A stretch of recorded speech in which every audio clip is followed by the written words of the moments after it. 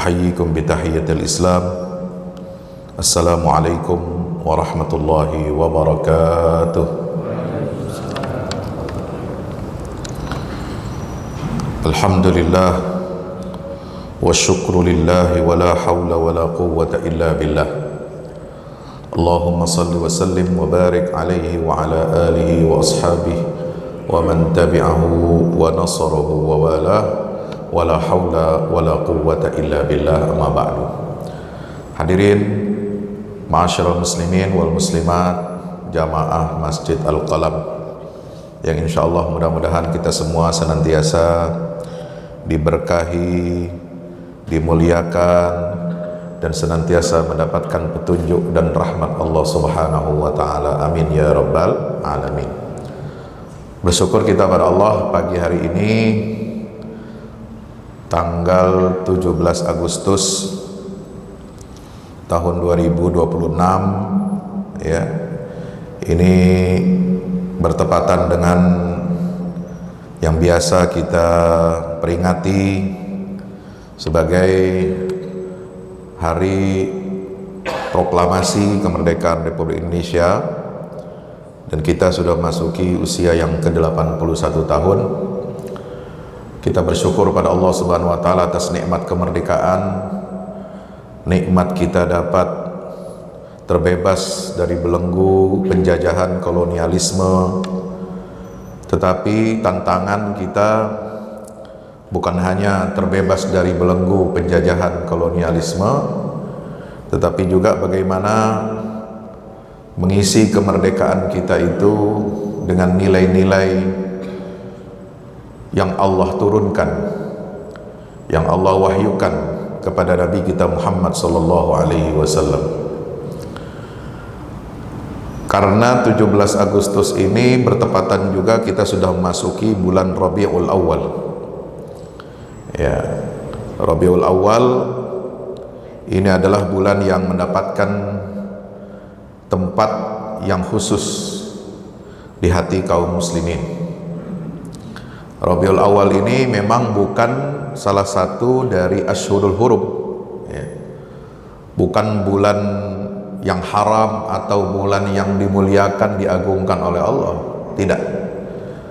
Bulan yang diagungkan oleh Allah itu dilipat gandakan amal ibadah kita, pahalanya itu kan hanya 4: Zulqa'dah, Zulhijjah, Muharram, dan bulan Rajab ya. Kemudian ada bulan Ramadan, bulan suci, bulan kita untuk melaksanakan ibadah puasa Ramadan 1 bulan penuh. Nah, bulan Rabiul Awal ini tidak termasuk bulan yang istimewa sebenarnya, bulan yang bulan yang agung, yang dimuliakan. Tapi dia mendapatkan tempat istimewa. Kenapa? Karena bulan itu adalah dikenal sebagai bulan kelahirannya Nabi SAW. Nah, Nabi SAW ini kan diutus oleh Allah sebagai rahmatan lil alamin, petunjuk dan menjadi rahmat bagi seluruh alam. Maka kita berharap, kita berkeinginan ya untuk menjadikan Nabi SAW ini sebagai prototip bagaimana kita membangun bangsa dan negara.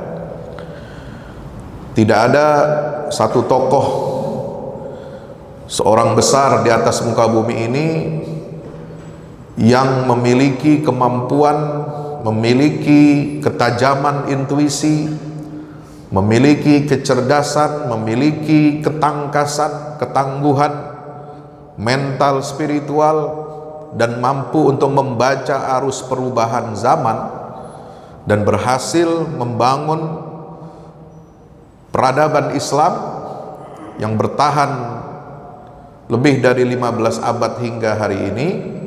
Tidak ada yang lebih hebat dan tidak ada yang lebih canggih melebihi Nabi kita Muhammad sallallahu alaihi wasallam. Karena itu hampir semua para ahli, para pakar, sejarawan mengatakan dan menempatkan Nabi Muhammad SAW ini adalah sebagai seorang tokoh nomor 1 yang paling berpengaruh di atas muka bumi.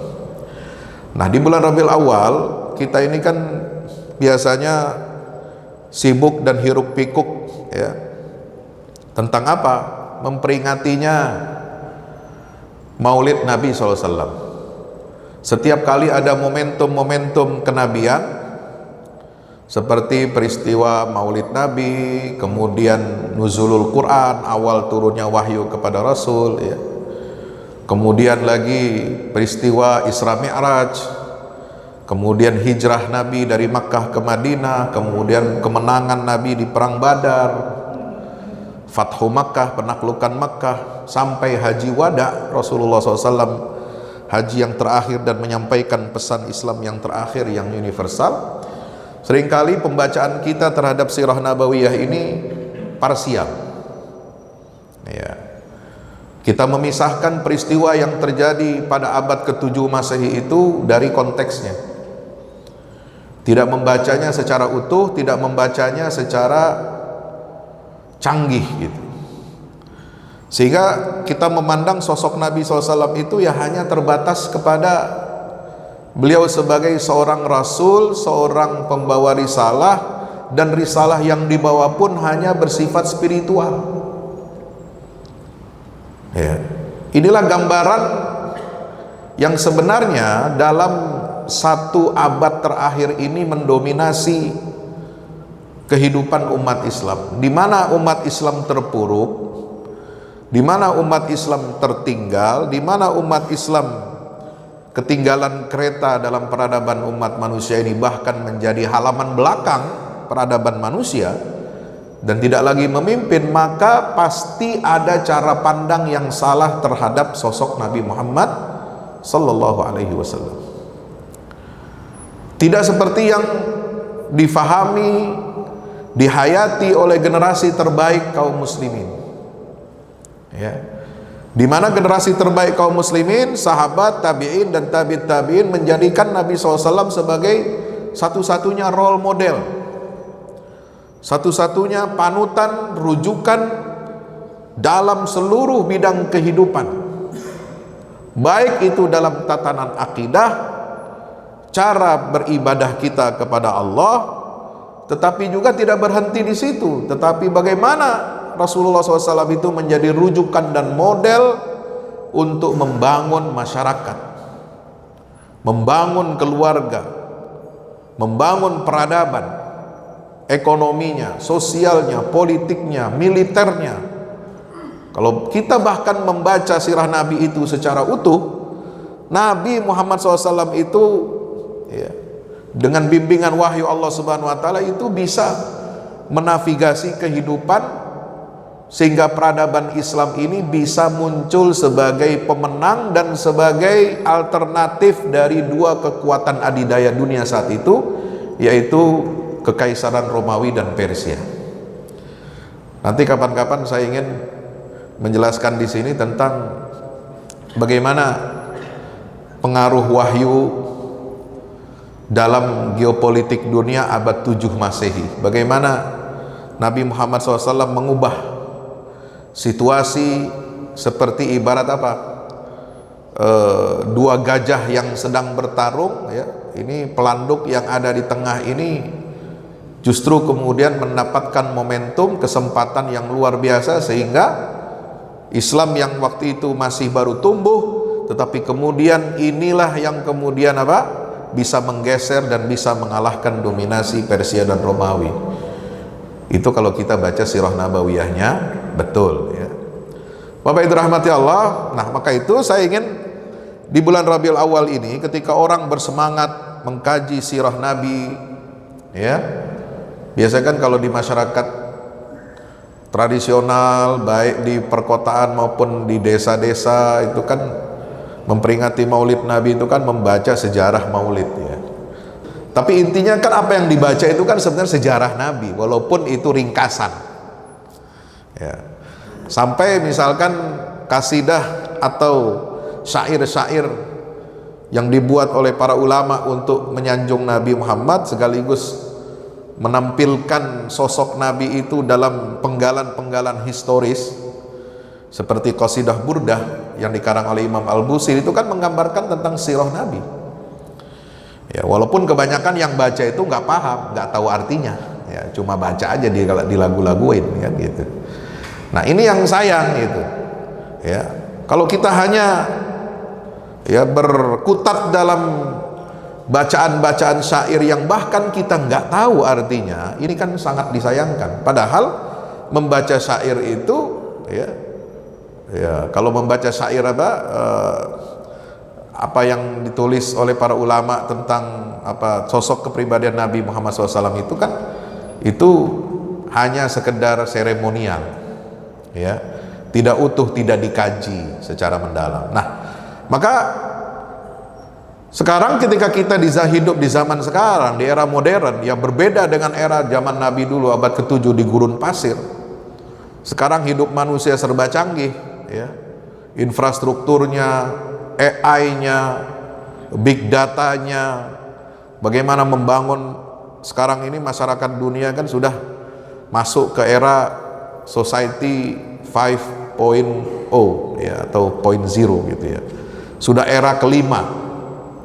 Dari pertanian agraris, dari industri, dari kemudian menemukan komputer, ya, komputasi, kemudian sampai ke kecerdasan buatan saat ini, ya, kita harus mengubah paradigma kita, ya.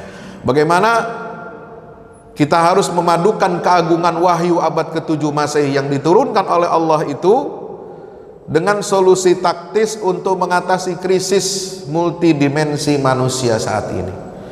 Jadi semakin maju perkembangan zaman, perkembangan teknologi, semakin mudah orang hidup, ya, itu semakin justru menimbulkan masalah, ya, masalah-masalah sosial, masalah kejiwaan di tengah-tengah kehidupan manusia gitu.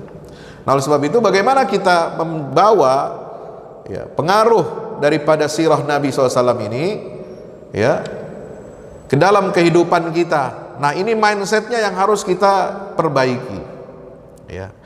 Sirah Nabi, Bapak Ibu yang dirahmati Allah, itu bukan kita sedang membaca sejarah, kronologi sejarah yang mati, ya. Jadi sirah Nabi itu bukan sebuah sejarah dokumen yang mati, ya.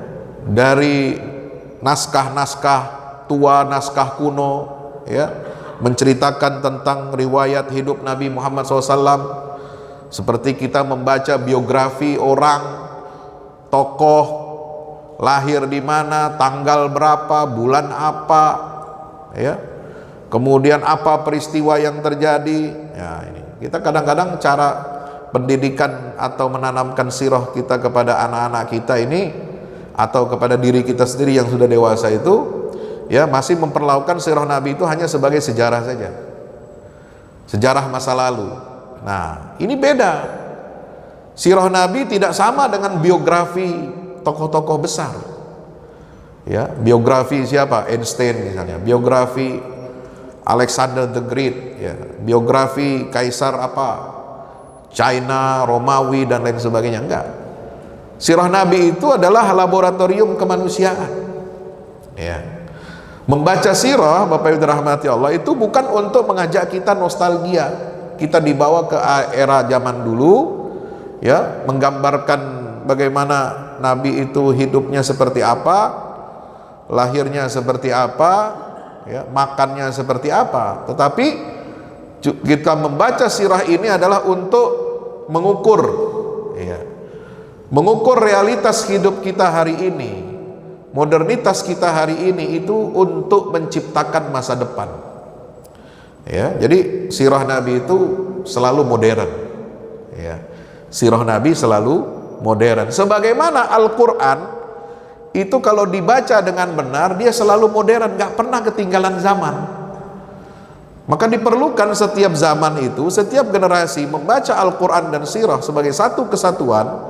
Itu nggak bisa kita baca hanya dengan sebatas metode yang pernah dipakai oleh ulama-ulama terdahulu dengan pendekatan yang murni ilmiah, ya, pendekatan saintifik tafsir Al-Quran dan sirah misalkan, yaitu hanya dengan apa? Pendekatan baca ayat Al-Quran dengan gramatika bahasa Arab, dengan balaghahnya, keindahan bahasanya, kemudian pesan-pesannya, tapi kita tidak dikaitkan, tidak mengaitkan apa pesan yang ada dengan sekian banyak kumpulan hasil dari perenungan ilmu-ilmu Al-Quran itu dan kaitannya dengan sirah Nabi itu dibaca dengan kacamata yang lebih luas.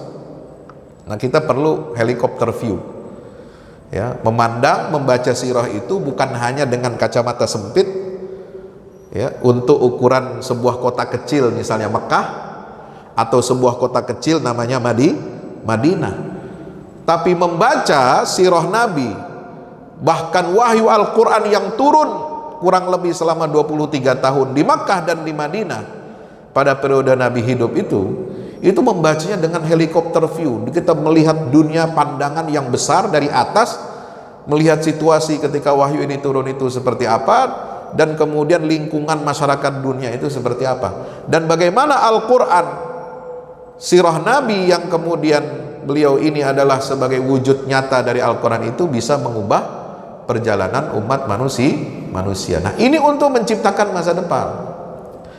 Jadi kita membaca sirah Nabi bukan membaca untuk ngedongeng, ya. Bukan ngebaca untuk ngedongeng supaya kita tidur. Membaca sirah bukan tujuannya untuk membuat kita tidur, tetapi justru untuk membuat kita terbangun. Nah, ini yang harus kita beresin mindsetnya. Membaca sirah bukan hanya untuk kenang-kenangan, ya, nostalgia. Oh, hebat ya, seperti kita baca biografi tokoh lain gitu ya, tokoh-tokoh sejarah yang lain gitu. Oh, hebat ini ya. Akhirnya kita terlelap kemudian tidur, ya. Jadi hanya pengaruhnya itu wah saja, wah, tapi setelah itu tidur.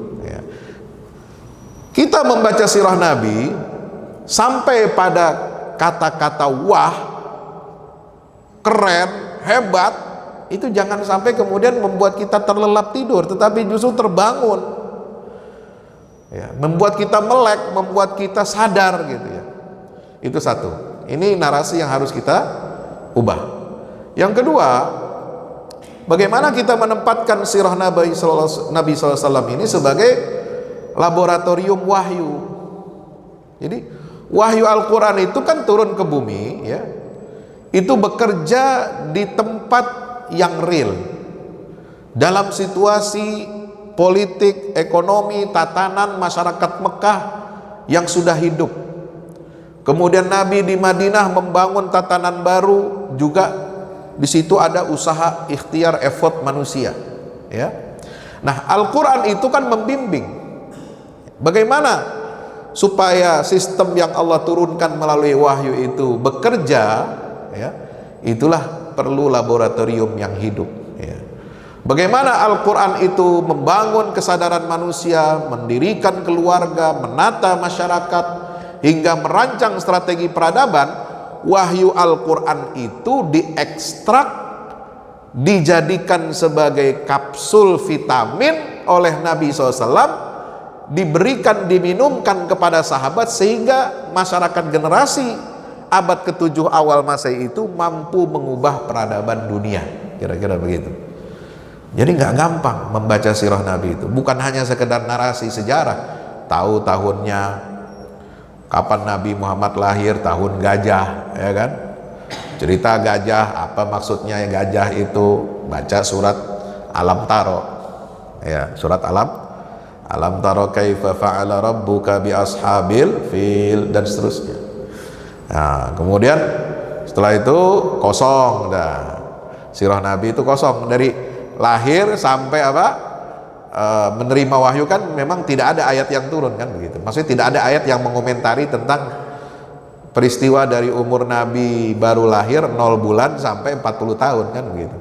Karena memang wahyu tidak turun di masa itu. Tapi kenapa Al-Quran turun surat Quraisy itu surat Al-Fil berbicara tentang kelahiran Nabi? Memang karena untuk mendefinisikan ini sosok wujud yang membawa risalah ini adalah memang manusia, ya, yang lahir dalam sebuah peradaban, maka disebutlah surat Al-Fil itu konteksnya. Tetapi dari usia 0 bulan Nabi sampai 40 itu Al-Quran tidak berbicara tentang bagaimana masa kecil Nabi, masa remajanya. Itu semua ada dalam riwayat-riwayat sirah, ya.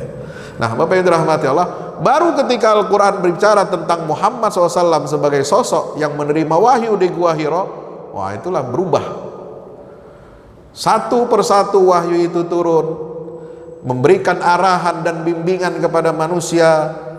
Nabi SAW mengekstrak wahyu itu menjadi tuntunan-tuntunan yang praktis, yang ideal, baik di Mekah maupun di Madinah. Nah ini. Jadi sirah itu kalau kita singkat, itu adalah laboratorium wahyu. Bagaimana Nabi meracik, ya, seperti dokter meracik apa? Obat, farmakolog meracik obat, membuat resep, itu kan perlu laboratorium, labnya. Labnya itu wahyu bisa diterjemahkan dan dipraktekkan dalam kehidupan nyata sehari-hari dan mengubah kehidupan manusia. Itu labnya adalah sirah Nabi Muhammad Sallallahu Alaihi Wasallam. Yang kedua, yang ketiga, ya, mustahil kita memahami, ya, instruksi-instruksi dari Al-Quran secara utuh tanpa melihat aplikasi, ya, perbuatan praktis dalam pergerakan sirah Nabi Muhammad Sallallahu Alaihi Wasallam. Ya. Maka itu Nabi Muhammad itu disebut sebagai Al-Quran yang berjalan. Maka sirah Nabi itu adalah Quran yang berjalan, the living Quran. Nah, ini diambil dari apa? Dari ucapan Sayyidah Aisyah Ummul Mukminin radhiyallahu anha. Ketika ditanya kaifa kana khuluqun Nabi sallallahu alaihi wasallam, maka beliau menjawab, kana khuluquhu sallallahu alaihi wasallam al-Quran. Bagaimana wahai ibunda Aisyah, akhlaknya Nabi itu seperti apa? Kalau diekstrak menjadi satu kalimat yang menggambarkan sosok Nabi itu apa sih akhlaknya? Aisyah menjawab radhiyallahu anha wa ardaha wa an abiha. Beliau menjawab apa? Akhlaknya Nabi itu adalah Al-Quran. Jadi Quran, ya, yang kita pegang, kita baca sehari-hari kan dia benda yang apa, hanya dibaca, ditulis, ya, tidak bergerak, tidak hidup. Tapi Quran itu harus menghidupkan, ya. Nah, cara bagaimana menghidupkan Al-Quran ini, mengaktifasikan Al-Quran, kalau kita menganalogikan Al-Quran itu sebagai aplikasi seperti OS dalam HP kita atau alat elektronik kita, itu Al-Quran itu kan OS-nya kehidupan, operating system, ya. Maka operating system kita ini harus bagus. Bagaimana kita menyalakannya? Ya kita baca sirah Nabi itu. Bagaimana runtutannya, bagaimana cara Nabi untuk mengaplikasikan Al-Quran itu dalam kehidupan gitu. Nah, Bapak yang dirahmati Allah, berikutnya adalah, nah, ketika kita membaca sirah Nabi SAW sebagai perwujudan Al-Quran, ya, di sini kita melibatkan 3 pilar. Yaitu pertama pilar nakal atau teks wahyu sebagai pondasi mutlak, karena Islam memiliki wahyu dan juga sejarah yang presisi, ya, itu membebaskan manusia dari ketiadaan, dari kehancuran jangkar moral atau akhlakul karimah. Nah, itu pondasinya adalah wahyu dari Allah Subhanahu wa ta'ala. Nah, sirah Nabi itu cerminan dari wahyu Allah. Yang kedua, pilar kita membaca sirah ini bagaimana? Dengan akal.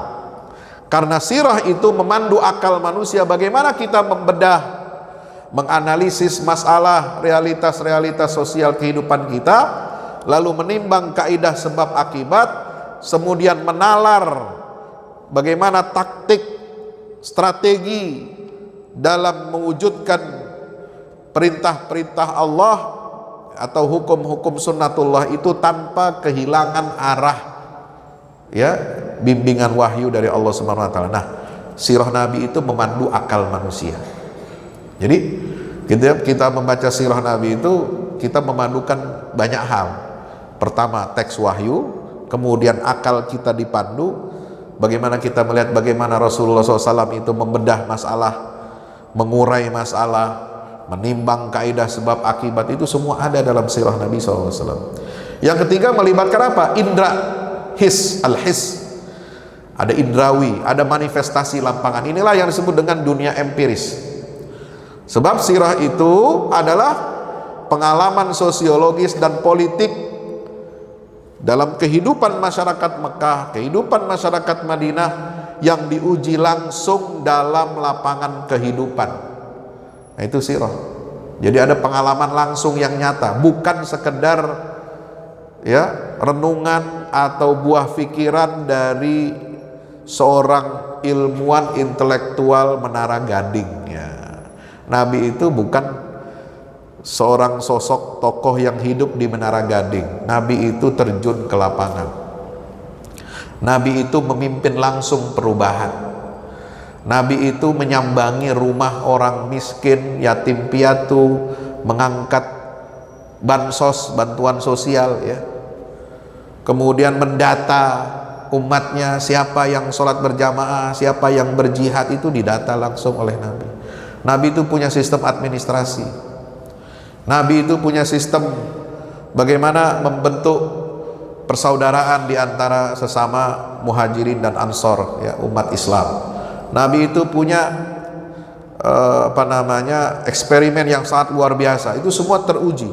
Jadi ketika bicara tentang konsep toleransi dalam Islam, toleransi dalam Islam itu bukan toleransi yang mengawang-awang ya, yang berandai-andai, oh kita bisa hidup damai, kita bisa hidup toleran kalau kita ini berupaya untuk apa? Memix, memblender semua ajaran agama, kemudian kita baru bisa saling menghormati. Enggak begitu ya. Akidah tetap dijaga, kelurusan akidah kita tanpa bercampur baur dengan akidah agama lain, tapi kita bisa hidup berdampingan, dan itu dicontohkan langsung oleh Nabi SAW ya. Sehingga umat Islam ini punya apa? Punya mauqif, punya sikap yang jelas dalam berbagai macam isu ya, baik zaman dahulu maupun isu-isu sekarang di dunia modern ya. Nah, hadirin dirahmati Allah. Nah, sekarang kita melihat posisi kita umat Islam ini sekarang ya, ini kita sedang mengalami kemajuan, kejayaan, atau kita mengalami sedang sakit ini umat ini ya. Itu. So apa? Bangsa yang kuat itu ya, atau umat yang kuat, umat yang maju itu dia melihat ya sosok tokoh itu sebagai poros gagasan. Maka ketika kita membaca sirah nabawiyah, kita jangan terjebak kepada poros benda, jangan terjebak berporos kepada sosok seorang tokoh semata-mata, tapi yang kita ambil dan gali dari sirah nabawiyah adalah berporos pada gagasan apa yang dibawa oleh Nabi kita Muhammad Sallallahu Alaihi Wasallam ya. Ini, nah itu ciri bangsa yang kuat itu apa? Dia selalu bicara gagasan, ide ya. Makanya Bapak Ibu dirahmati Allah, era zaman modern kita sekarang ini, generasi modern itu ya, itu kita membaca sirah Nabi itu sebagai apa? Poros gagasan dan ide kita untuk membangun umat manusia, membangun peradaban gitu. Nah, kalau kita hanya berpusat kepada tokoh, seperti kita membahas biografi orang, hanya memuja-muji, hanya mengkultuskan tokoh ya, itu ciri bangsa yang sakit. Kenapa? Ini berpusat pada feodalisme, kemudian fanatisme buta terhadap kabilah, suku, atau tokoh tertentu. Nah, kita tidak ingin menjadi umat yang sakit itu. Jadi umat yang sakit itu selalu berporos pada tokoh. Kalau tokohnya sakit, kalau tokohnya mati, meninggal dunia, selesai, habis. Nah, ini bedanya Islam. Sejarah Islam, mengapa setelah Nabi SAW wafat, justru Islam itu semakin hebat dan semakin berkembang pesat. Karena pesan dari Al-Quran dan sirah Nabi SAW itu jelas menyatakan bahwa Islam ini tidak bergantung kepada satu sosok tokoh seperti sehebat Nabi Muhammad SAW, tapi Islam itu berporos pada gagasan-gagasan besar yang itu bisa dibawa, dihandle, dan dipikul oleh setiap generasi selama dia berkomitmen kepada wahyu Allah dan sunnah Nabi kita Muhammad sallallahu alaihi wasallam. Makanya peradaban Islam itu terus berkembang. Ya, Nabi sudah meletakkan pondasinya. Misalkan begini, apa sih kalau ditanya cita-cita Nabi itu sebelum wafat? Ya, harapan Nabi sebelum wafat itu apa? Saya bisa berani mengatakan cita-cita Nabi sebelum wafat adalah membebaskan Masjidil Aqsa, Baitul Maqdis. Apa buktinya? Beliau sudah melakukan langkah-langkah strategis, sudah menyiapkan landasan pacu untuk umat Islam membebaskan Masjidil Aqsa. Apa buktinya? Buktinya Nabi kirim surat kepada Kaisar Heraklius. Buktinya yang kedua, Nabi sudah menantang kekuatan militer Romawi yang baru menang melawan Persia tahun 628. Buktinya yang ketiga itu yang tadi dalam perang Mu'tah, ya, perang Mu'tah itu tahun 8. Kemudian tahun ke-9 Hijriah, ya, Nabi menyerukan perang Tabuk, jihad di perang Tabuk. Tabuk itu perbatasan antara Jazirah Arab dengan negeri Syam. Itu untuk membebaskan Baitul Maqdis.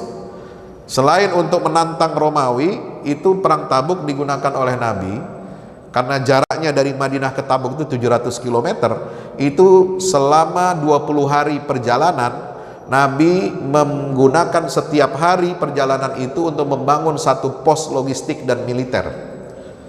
Jadi punya 20 jalur pasokan logistik dan titik militer yang nanti digunakan oleh Khalifah Abu Bakar dan Umar untuk membebaskan Masjidil Aqsa. Itu sudah dilakukan oleh Nabi. Jadi Nabi itu bukan cuma berencana, bukan cuma punya cita-cita, bukan cuma punya ambisi, tapi ambisi dan cita-cita itu diwujudkan dalam langkah yang real, bukan omon-omon. Ya, Nabi itu langsung bergerak, bahkan sampai beliau sakit setelah Haji Wada, ya. Setelah selesai Haji Wada, beliau balik ke Madinah kan sakitnya sampai beliau wafat. Itu sampai beliau tetap merancang mengirim pasukan pembebasan Masjidil Aqsa, yaitu dengan mengutus pasukannya Usamah bin Zaid. Ya. Tapi Nabi bukan hanya bercita-cita, dia wujudkan nyata langkah itu sebelum beliau wafat, gitu. Maka gagasan-gagasan besar dari Rasulullah inilah yang kemudian dipikul oleh Khulafaur Rasyidin berikutnya. Itu. Sampai Abu Bakar pernah ngomong begini, Pak, ketika beliau pidato melepas pasukan untuk pembebasan negeri Syam, "I'lamu anna Rasulullah SAW qad sarafa himmatahu ila Syam, fakhtarahu Allahu qabla dhalik." Ya, ketahuilah bahwasanya Rasulullah itu telah memusatkan perhatiannya untuk membebaskan negeri Syam, di mana di situ ada Baitul Maqdis dan Masjidil Aqsa.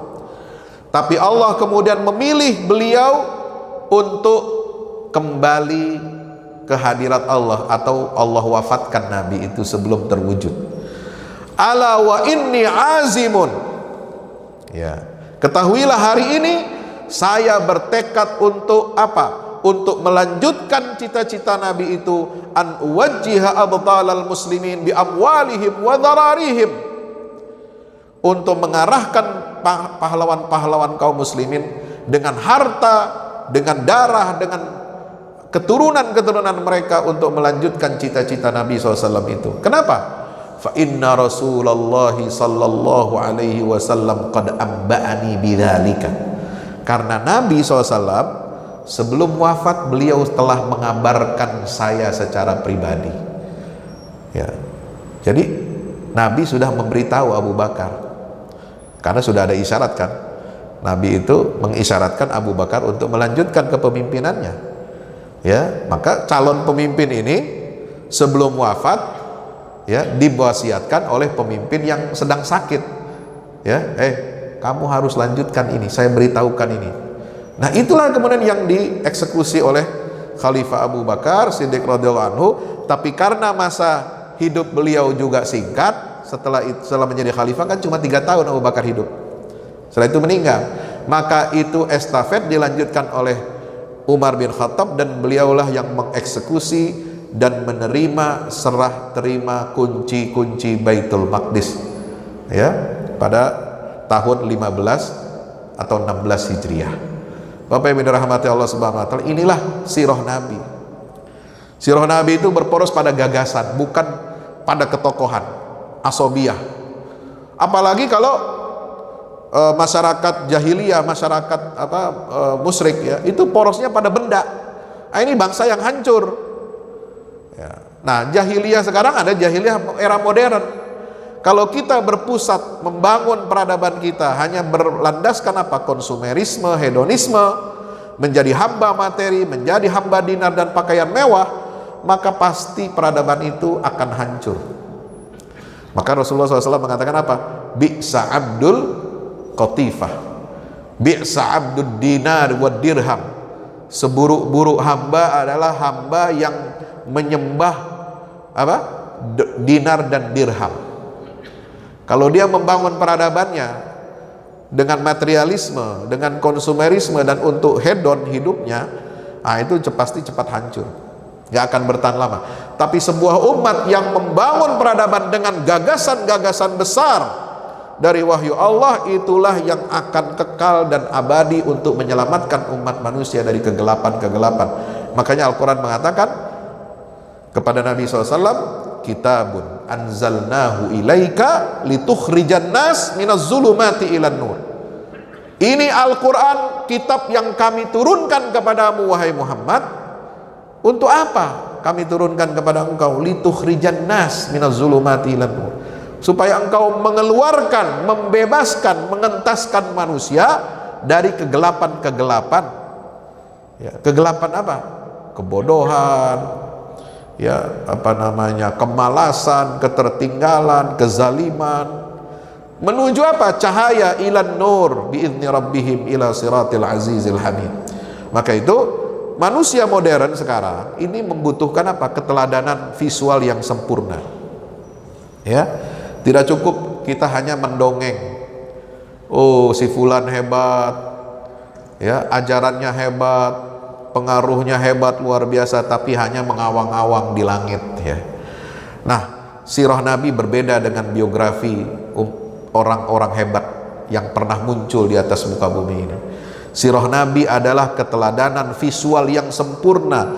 Laqad kana lakum fi Rasulillahi uswatun hasanah. Bagaimana menurunkan teori langit ke atas bumi, yang menapak di bumi, ya. Kenapa? Karena manusia sekarang, ya, perlu apa? Perlu apa? Ide yang hebat itu, ya, harus apa? Harus bisa dipraktekkan dalam kehidupan nyata sehari-hari. Sehingga ide-ide besar itu tidak dianggap hanya sebatas angan-angan atau utopia saja. Nah, oleh sebab itu Nabi Muhammad ini adalah tafsir Quran yang berjalan secara praktis. Nah, oleh sebab itu kemudian sirah Nabi itu menampilkan Rasulullah bukan hanya di mihrab, beliau ahli ibadah, tetapi juga sebagai panglima militer, ahli strategi, suami yang romantis, menampilkan Nabi Muhammad sebagai sosok pedagang yang jujur dan sukses, yang tidak perlu suap, tidak perlu main cincai dengan pejabat. Nah, itu sosok Nabi itu, pedagang yang jujur tapi sukses, nggak perlu main belakang, nggak perlu main bayar ini bayar itu untuk dia mendapatkan apa? Privilege, ya. Sampai Nabi digambarkan dalam sirah itu sebagai seorang negosiator diplomatik yang ulu. Bagaimana perjanjian Hudaibiyah, ya, mentok, ya, pihak sana menolak, Nabi kemudian mencairkan itu dan memanfaatkan momentum psikologis itu, karena Nabi tahu psikologi orang Mekah ini sedang kalah. Mekah sedang krisis, Mekah sedang kalah, Mekah sedang rapuh dari dalam. Banyak anak-anak pemimpin pemuka Mekah yang masuk Islam. Maka generasi tua tinggal yang hidup di Mekah ini yang mempertahankan tradisi jahiliyah.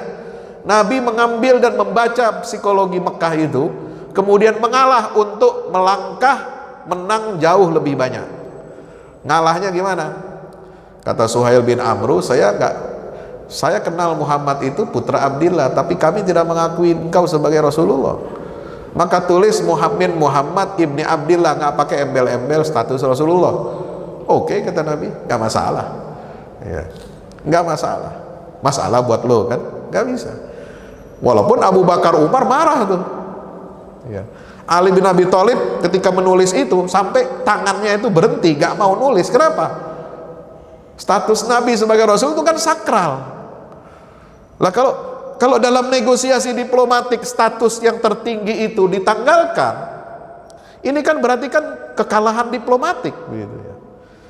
Coba ada nggak perjanjian kemitraan strategis antara Indonesia dengan Singapura, Indonesia dengan Australia, Indonesia dengan Amerika, Indonesia dengan Uni Eropa, tidak mencantumkan nama misalnya presiden kita, namanya siapalah, misalnya mau Soeharto, Prabowo gitu ya, lalu tidak mencantumkan Prabowo Subianto Presiden Republik Indonesia, dia hanya sebagai putra Sumitro saja misalnya.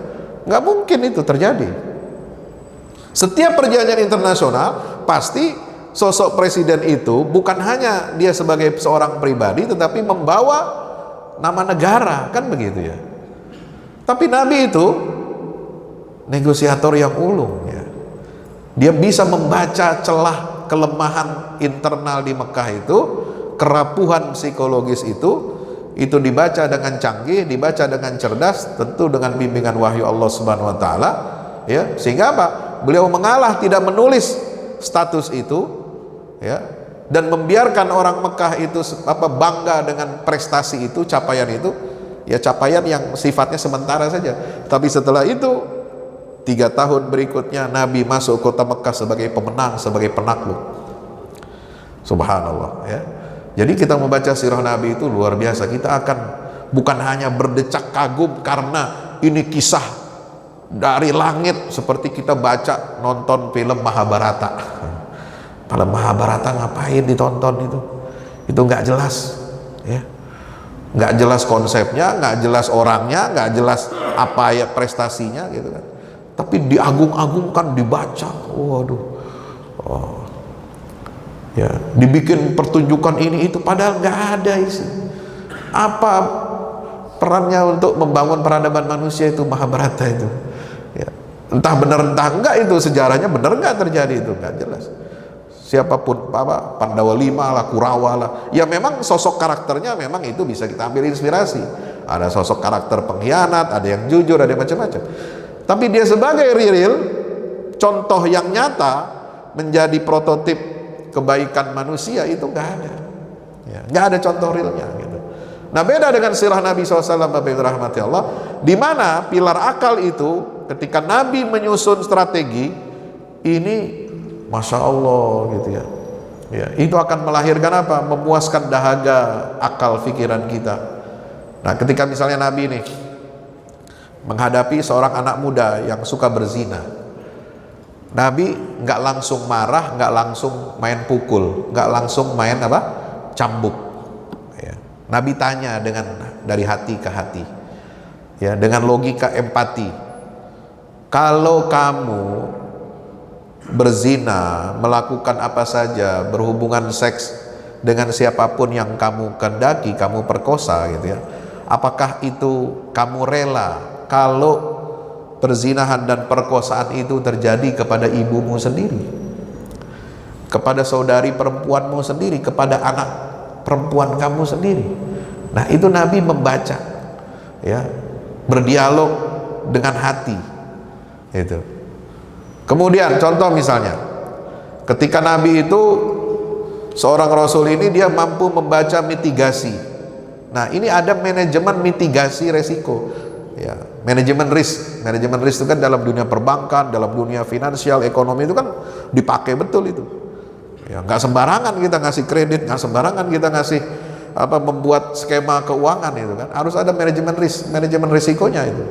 Nah, hijrah Nabi SAW itu adalah ya luar biasa ya, itu memitigasi resiko ya, itu sudah dibaca oleh beliau punya peta ya, walaupun petanya mungkin tidak ditulis di dalam lembaran kertas gitu ya, itu membaca bagaimana alam pikiran orang Quraisy akan mengejar beliau ya, itu beliau apa? Bikin manajemen ketika hijrah itu bergeraknya ke selatan, padahal tujuannya ke utara, ke Madinah. Ya, lalu beliau menempatkan agen-agen intelijen. Beliau ambil sosok terbaik, siapa? Abdurrahman bin Abi Bakar, untuk mengumpulkan informasi dari Mekah. Ya, beliau utus anaknya Abu Bakar, ya, siapa namanya itu, ibunya Zubair, Abdullah bin Zubair, istri Zubair bin Awam, saudaranya Aisyah itu ya. Ya, itu untuk membawa logistik. Ya, Abdurrahman bawa kambing untuk minum air susunya, diperah susunya, kemudian dihapus jejak-jejaknya.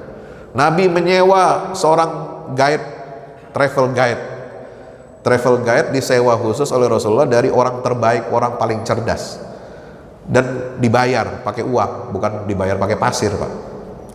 Dan orang ini, travel guide ini, itu orang musyrik, gitu. Ya. Tapi Nabi mengambil orang terbaik meskipun dia bukan beragama Islam. Nah, itulah manajemen modern, kan begitu ya. Ya. Dalam sebuah perusahaan kita mengatur ini, yang dipakai adalah talenta terbaik. Ya, tidak melihat dia latar belakang agamanya apa, misalnya, kan begitu. Nah, Bapak yang dirahmati Allah Subhanahu wa taala, ini semua ada dalam sirah Nabi SAW. Padahal Nabi itu kalau mau hijrah aman, tenang, ya kenapa sih nggak minta kepada Allah supaya ditemani Jibril misalnya? Pakai buruk, ya kan? Isra Mi'raj aja bisa. Dari Masjidil Haram ke Masjidil Aqsa pakai buruk, aman kan? Nggak pakai drama penyergapan ini, drama itu, ya kan? Kalau mau tenang nyaman, Nabi itu sudah pakai buruk aja itu hijrah itu kan. Tapi justru hijrah itu diwujudkan oleh Rasulullah SAW dengan bentuk apa? Usaha-usaha, keringat manusia, manajemen risiko, gitu ya. Nah, kemudian contoh yang lain adalah tawakal yang berbasis data. Nah, itu. Jadi keimanan kepada takdir Allah itu tidak menafikan kewajiban untuk apa? Kita memetakan risiko dan tetap menggunakan kecerdasan intelektual. Jadi tawakal itu ada pada tempatnya, ditempatkan sesuai dengan proporsinya. Ya, maka Nabi SAW ketika melihat ada orang punya unta, kemudian dia biarkan begitu saja, lalu dia masuk ke dalam masjid sholat, nggak diparkir, nggak ditaruh, nggak diikat, ya, maka Nabi menegur orang itu, ya, ente orang Islam, ente orang beriman, tapi pakai otak lah dikit, gitu ya. Kalau punya kendaraan mau diparkir, ente masuk sholat, walaupun kamu menghadap Allah, ya udah tawakal aja, ntar ya, Allah nggak akan menyia-nyiakan kita, kan. Ya, tapi namanya materi, benda, ya, binatang ini kan dia bisa jalan ke sana kemari, bisa keluar dari tempatnya. Kalau ente nggak ikat, itu nggak bisa, gitu. Ya, nanti kamu akan rugi sendiri. Ya, niatnya beribadah, nanti nyalahin Tuhan. Ya Allah, kenapa engkau biarkan itu kendaraan saya hilang, gitu? Ya karena ente nggak parkir. Ya, parkir mobil di depan Al-Kolam, tapi kuncinya ditinggal di situ. Ya, itu kan apa? Rada-rada kurang akalnya, kan begitu ya. Nah, itu. Jadi membiarkan pencuri masuk, membiarkan pencuri ngambil motor kita, mengambil mobil kita, begitu. Nah, Islam itu nggak begitu. Ya, tawakal itu ada pada tempatnya, gitu ya. Nah, kemudian kalau kita bicara ruh, bagaimana sirah Nabi ini? Isinya itu adalah kurikulum untuk mengobati luka, mengobati trauma. Ya, ketika misalnya Nabi kehilangan seorang putra, Ibrahim. Ya, Ibrahim ini putra Nabi dari Maria Al-Qibtiyah. Beliau menikah dengan Maria Al-Qibtiyah itu kan setelah mendapatkan hadiah dari Raja Muqawqis. Artinya pernikahan Nabi dengan Maria itu kan budak yang dihadiahkan oleh Raja Mesir setelah Nabi kirim surat setelah tahun 6 Hijriah itu. Muqawqis mengirimkan hadiah berupa budak wanita. Maka Nabi membebaskan budak wanita ini yang bernama Maria Al-Qibtiyah, kemudian dinikahi oleh Rasulullah, diangkat derajatnya setara dengan istri-istri Nabi yang hamba merdeka, bukan hamba sahaya. Maka Nabi mendapatkan apa? Karunia. Ya, Maria ini hamil, lahir anak laki-laki. Oh, Nabi senang bukan main, masya Allah. Namanya dikasih nama Ibrahim lagi.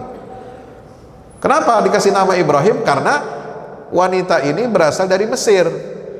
Ibrahim itu kakek moyangnya Nabi SAW, ya, juga itu menikah dengan Hajar. Hajar itu adalah dalam riwayat yang kuat itu berasal dari Mesir, budak perempuan dari Mesir. Maka Nabi pernah mengatakan, saya dengan orang-orang Mesir itu dekat hubungan nasabnya katanya, walaupun mereka bukan bangsa Arab. Kenapa? Karena ayah saya Ibrahim itu menikahi Ibunda Hajar. Ibunda Hajar itu orang Mesir.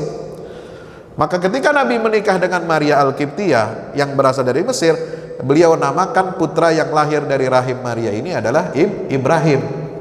Itu. Nah, ketika senangnya Nabi SAW itu ya. Nabi kan punya anak Al-Qasim, udah wafat, masih kecil ya. Kemudian semua anaknya perempuan 4 gitu ya. Yang hidup sampai dewasa kemudian meninggal. Termasuk yang terakhir Fatimah itu meninggal ya. Nah, ketika Nabi mendapatkan putra Ibrahim, wah, Nabi senangnya bukan main. Wah, luar biasa. Tapi usia 2 tahun anak ini wafat. Allah wafatkan. Ya, Allah wafatkan. Apakah Nabi ya seorang seperti robot yang nggak punya hati? Enggak, beliau punya hati. Beliau tetap menangis, hatinya bersedih. Maka beliau mengatakan, ya apa namanya, dalam satu kalimat yang luar biasa, ketika ditanya, ya Rasulullah kenapa engkau menangis? Ya biasa, ini psikologi manusia. Ya, innal aina la tadma wa innal qalba la yahzan wa inna li firaqika la mahzunun. Ya, mata itu bisa menangis, mengucurkan air mata. Hati ini bisa remuk, bisa sedih. Dan kami karena kehilangan berpisah denganmu wahai anakku, kami sangat sedih. Itulah sosok manusiawinya Rasulullah Sallallahu Alaihi Wasallam. Ketegaran seorang pemimpin tidak mengharuskan dia menjadi hatinya seperti batu, gitu. Tapi beliau bersandar kepada ridha Allah, kepada takdir Allah Subhanahu wa Ta'ala. Jadi bagaimana sirah itu mengajarkan kita bagaimana kita menghadapi trauma, menghadapi luka. Luka Nabi di Taif. Taif itu dikhianati oleh kerabatnya beliau, dilempari batu, ya, tapi tidak melahirkan dendam. Beliau melampaui rasa sakit itu, ya, dengan mengucapkan kata-kata la'allallahu an yukhrija min aslabihim man ya'budullah. Aku berharap akan lahir dari sulbi mereka generasi baru yang menyembah Allah Subhanahu wa Ta'ala. Didoakan oleh Rasulullah. Jadi energinya itu digunakan untuk hal-hal yang positif, untuk berdoa, untuk berharap, ya, positive thinking kepada Allah Subhanahu wa Ta'ala. Nah, selain itu sirah Nabawi juga menggambarkan bagaimana pilar jasad, manifestasi aksi Rasulullah. Rasulullah ini orang yang menolak pasif, selalu aktif, selalu beraksi di lapangan, memimpin di gelanggang pertempuran. Di perang Khandaq, Nabi langsung memimpin operasi untuk menggali parit. Ya. Debu menutupi kulit perut beliau saat menghancurkan batu karang yang gagal dipecahkan oleh sahabat Nabi. Ya, beliau bawa linggis, ya, untuk menghancurkan batu itu, sehingga kemudian keluarlah 3 kilatan cahaya, ya, yang kemudian berhasil menghancurkan batu besar itu. Cahaya pertama, Nabi bertakbir Allahu Akbar, u'titu mafatiha al-Yaman, Allahu Akbar u'titu mafatihal Furs, Allahu Akbar u'titu mafatihas Syam. Ya, Nabi diberikan sebuah nubuat, sebuah gambaran visi bahwa Allah Subhanahu wa Ta'ala memberikan kunci-kunci kemenangan menaklukkan negeri Yaman, Persia dan Romawi di negeri Syam. Nah, itulah ganjaran dari Allah Subhanahu wa Ta'ala atas usaha yang dilakukan dengan ikhlas, dilakukan dengan konsistensi. Nah, kemudian infrastruktur spiritual. Nah, spiritual yang menjunjung tinggi, yang menjulang tinggi itu pasti membutuhkan apa? Kendaraan fisik yang tangguh, sehat dan bertenaga. Nabi itu jaga betul kesehatannya, fisiknya, olahraganya, pola makannya Nabi betul-betul dijaga.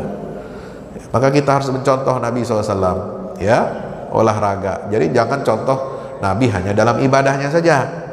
Contoh Nabi dalam pola makannya, contoh Nabi dalam pola istirahatnya, tidurnya, contoh Nabi dalam pola makannya, ya.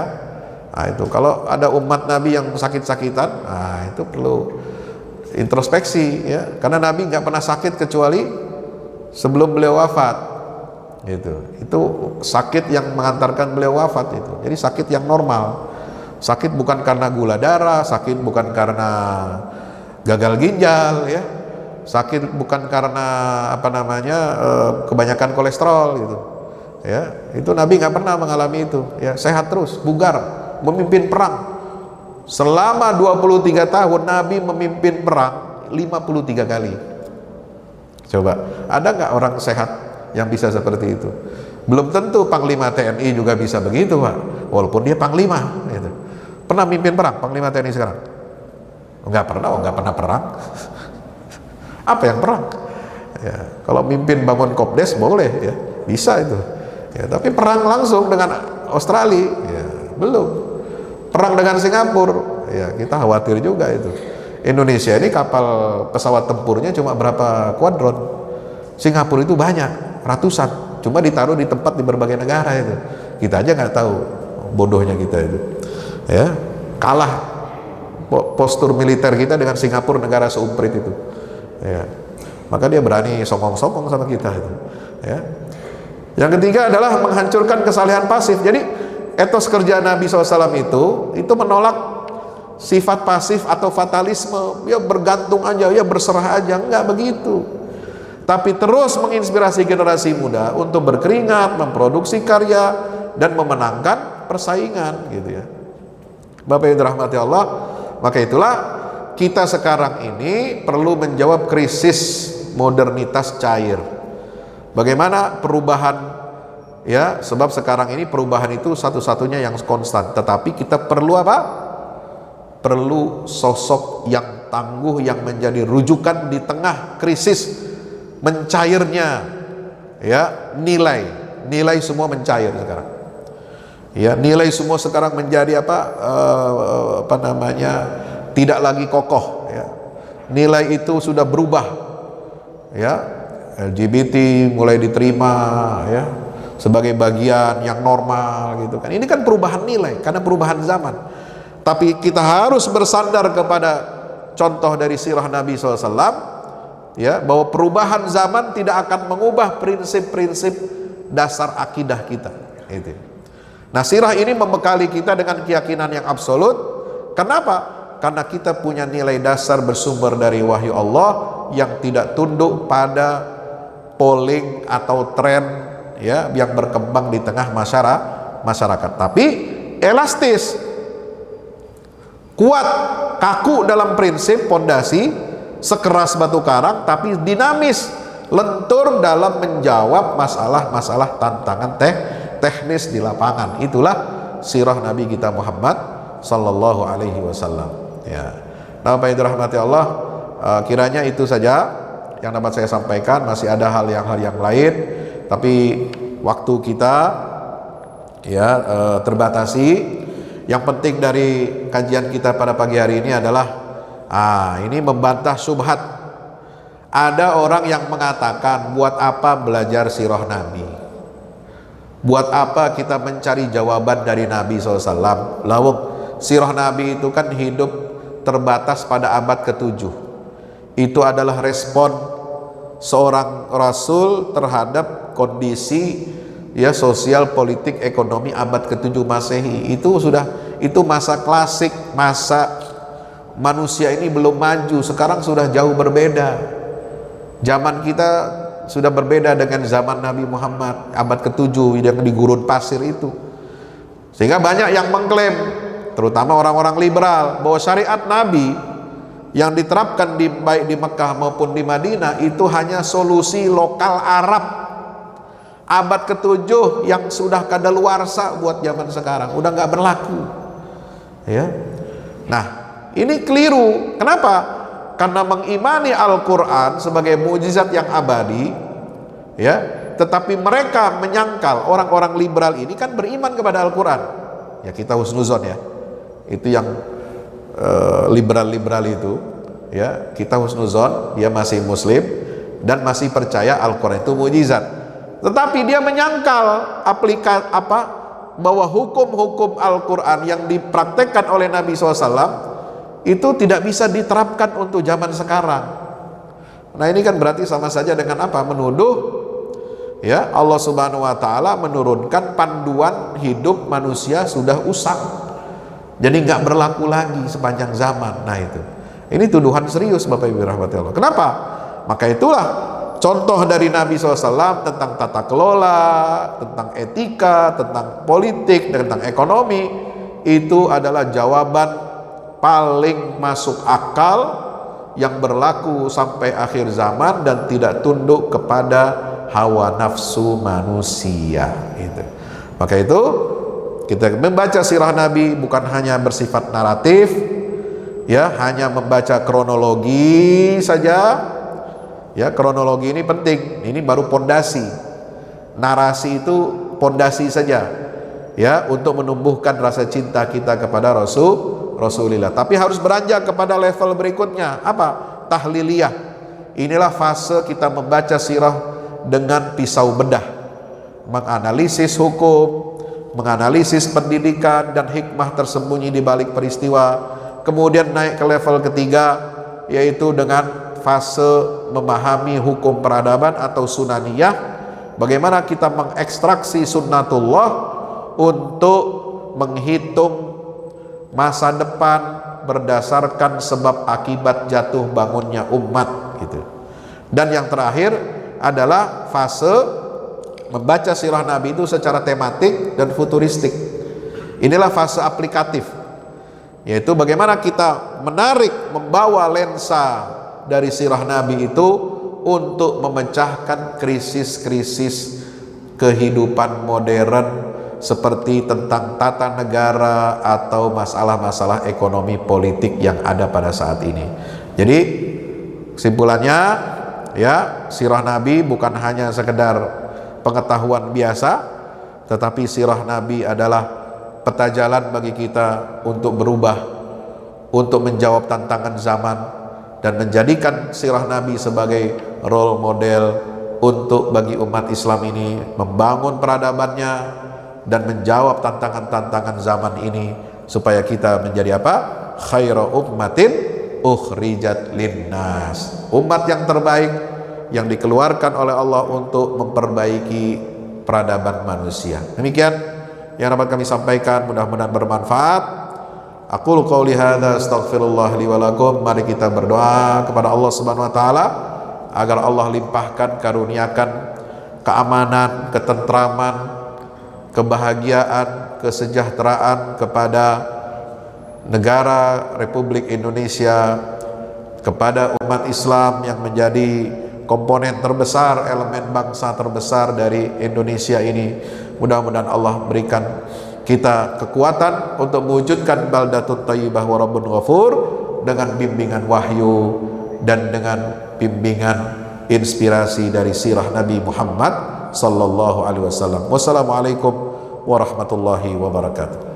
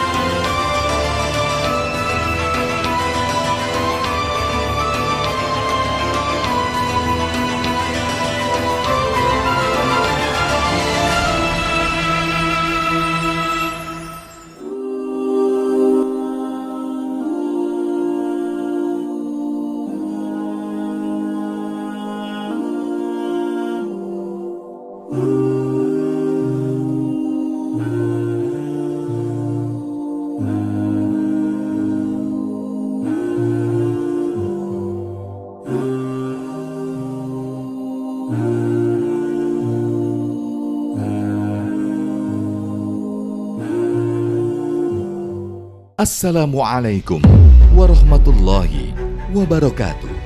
Yang terbaru dari Al-Fahmu Institute, buku petunjuk manusia pilihan, karya Ustadz Fahmi Salim. Dari keseluruhan jumlah ayat-ayat Al-Quran, sekitar sepertiganya adalah berupa kisah-kisah. Hal ini menjadi dalil yang sangat jelas tentang pentingnya sebuah kisah. Andaikan kisah ini tidak penting, tidak mungkin menempati porsi yang banyak di dalam Al-Quran ini. Kisah Al-Quran mempunyai keistimewaan yang membedakan dengan kisah-kisah lainnya, seperti kisah sejarah ataupun fiksi. Sesungguhnya, kisah-kisah Al-Quran sumbernya adalah Al-Quran itu sendiri. Kisah Al-Quran adalah kisah yang mempunyai target, yaitu target agama dan akhlak. Sesungguhnya sumber yang menjadi rujukan asal kejadian-kejadian di dalam kisah-kisah Al-Quran dan para tokohnya adalah berasal dari alam dunia dan sejarahnya. Kisah Al-Quran adalah kisah nyata yang tidak ada khayalan atau fiksi di dalamnya. Tidak ada kepalsuan dan tidak ada mitos, serta tidak ada kode tertentu. Ini dikarenakan kandungan kebenaran yang terdapat di dalam sebuah kisah Al-Quran mengenai alam semesta dan tabiat jiwa manusia, serta kisah-kisah umat manusia semuanya itu adalah kebenaran yang valid, baik secara keilmuan maupun sejarahnya. Objek dari kisah Al-Quran adalah manusia. Karena manusia merupakan tujuan utama dari adanya sebuah risalah, perintah dan larangan secara umum. Manusia itu adalah penerus dan penerima apa-apa yang terdapat di dalam Al-Quran.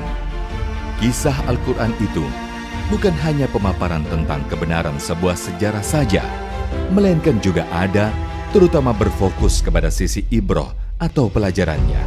Sungguh, Al-Quran diakui tidak hanya mukjizat dari segi sumber keilahiannya atau sisi kesastraannya yang indah, informasi ilmiah sainsnya yang tepat, informasi kabar gaib terdahulu dan yang akan datang, dan aspek syariatnya saja. Mukjizat Al-Quran juga berupa solusi-solusi praktis masalah kehidupan, seperti tergambarkan dalam kisah-kisah petunjuk manusia pilihan yang menjadi utusan-utusan Allah. Petunjuk manusia pilihan sudah seharusnya menjadi pemandu dan penerang jalan agar Indonesia dan dunia keseluruhan segera terentaskan keluar dari berbagai kegelapan hidup menuju cahaya peradaban yang unggul gemilang, bersendikan tauhid yang kokoh sepanjang masa. Dikemas dengan tuturan yang mengalir, bercerita tanpa menggurui, petunjuk manusia pilihan bisa menjadi khasanah di setiap keluarga untuk memetik pelajaran dari kisah-kisah manusia terdahulu, dan pelajaran itu berkaitan erat dengan kehidupan kita masa sekarang. Dapatkan segera. Wassalamualaikum warahmatullahi wabarakatuh.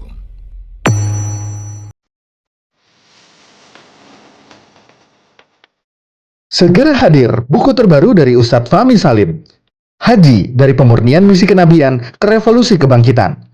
Buku ini berisikan 336 halaman yang merupakan sebuah karya reflektif yang mengajak para pembaca menelusuri makna haji lebih dalam dari sekedar ritual tahunan. Buku ini menghadirkan perspektif spiritual, historis, dan peradaban yang menggambarkan ibadah haji sebagai momentum pemurnian jiwa, sekaligus titik awal kebangkitan umat. Melalui bahasa yang mengalir dan analisis yang tajam, pembaca diajak untuk memahami hakikat haji sebagai perjalanan menuju Allah. Selain itu, pembaca juga diajak untuk menilai persatuan dan kesetaraan dalam beribadah. Dimensi sosial dan peradaban dari manasik haji sampai peran haji dalam menjaga warisan kenabian hingga spirit kebangkitan umat dalam bingkai tauhid. Buku ini lebih dari sekedar buku religi. Ini adalah ajakan untuk melihat ibadah haji sebagai gerakan transformasi diri dan gerakan keumatan. Segera hadir di toko buku favorit Anda dan jangan lewatkan kesempatan untuk menjadi bagian dari perjalanan bermakna ini. Untuk pemesanan, hubungi nomor berikut ini atau klik link di bawah ini.